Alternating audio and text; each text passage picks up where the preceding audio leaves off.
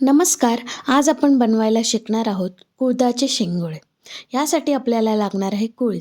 कुळीथ हे महाराष्ट्रात पिकणारे एक पौष्टिक धान्य आहे. पहिले आपल्याला कुळीथ बाजरीच्या पिठासारखे बारीक दळून आणायचे आहे आणि मग याचे आपण बनवणार आहोत शेंगोळे. यासाठी आपल्याला लागणार आहे हिरवी मिरची, जिरे, कोथिंबीर, लसूण व 1 वाटी भाजलेले शेंगदाणे.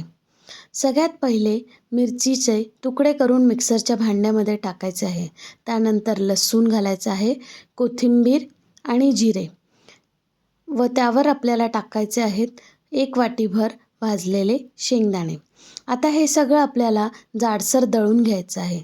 नंतर आपण हे पीठ बघू शकतोय, हे अगदी बाजरीच्या पिठासारखे बारीक दळून आणलेले आहे.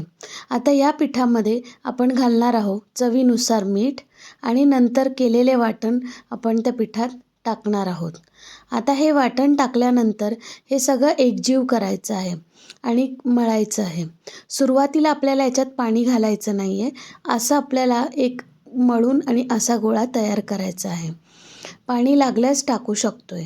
नंतर आपल्याला पोळपाटाला तेल लावून एक छोटासा गोळा घेऊन आपण ह्या गोळ्याचे असे शेंगोळे बनवणार आहोत.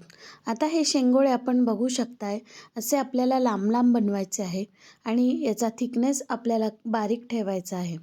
हे शेंगोळे झाल्यानंतर आपण बघू शकतायत की असे दिसणार आहेत. असे थोडं थोडं पिठाचा भाग घेऊन आपण असे शेंगोळे सगळे तयार करून ठेवणार आहोत.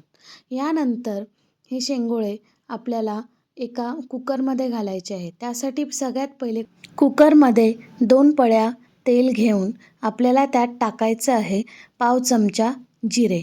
नंतर आपण घालणार आहोत पाव चमचा मोहरी. त्यानंतर घालणार आहोत पाव चमचा हिंग आणि 1 चमचा धना पावडर. त्यासोबतच पाव चमचे हळद. हे सगळं घातल्यानंतर एका बाजूला त्या पिठातील थोडासा गोळा बाजूला घेऊन आपण त्याच्यामध्ये पाणी घालून त्याचं असं बारीकशी पेस्ट बनवून घेणार आहोत. ही पेस्ट आपल्याला नंतर लागणार आहे. तुम्ही बघू शकता याची कन्सिस्टन्सी अगदी पातळ आहे. आता सगळ्यात पहिले ही पेस्ट आपल्याला कुकरमध्ये घालायची आहे. नंतर त्यावर घालणार आहोत 2 ग्लास पाणी. आता या पाण्याला उकळी आल्यानंतर आपण यात घालणार आहोत शेंगोळे.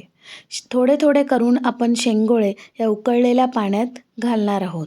आता सगळे शेंगोळे घालून झाल्यानंतर आपण एकदा याच्यावर घालणार आहोत थोडेसे मीठ चवीपुरते आणि नंतर याला आपण एकदा मिक्स करून त्यावर आपण लावणार आहोत कुकरचे झाकण.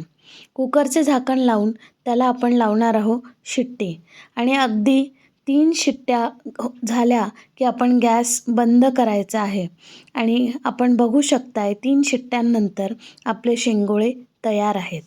हे शेंगोळे खायला अतिशय रुचकर लागतात आणि ही आपली एक पारंपरिक रेसिपी आहे असं म्हणायला हरकत नाही.